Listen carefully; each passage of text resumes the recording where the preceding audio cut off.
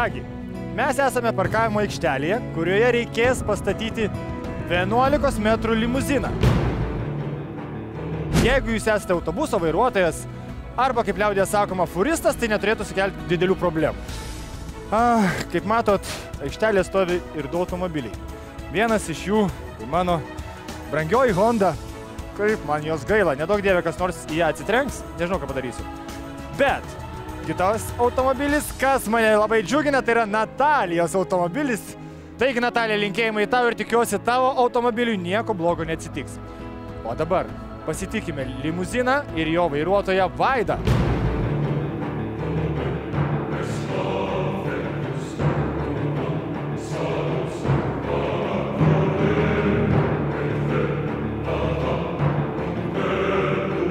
Profesionalus limuzino vairuotojas 11 metrų limuziną į 12 metrų aikštelę gali pastatyti per 35 sekundės.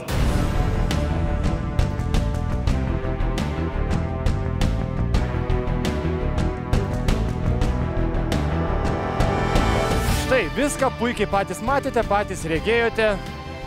Nėra taip sudėtinga, kaip atrodo, o kaip bus iš tikrųjų, mes pamatysime. Taigi, vyrai, sėkmės jums!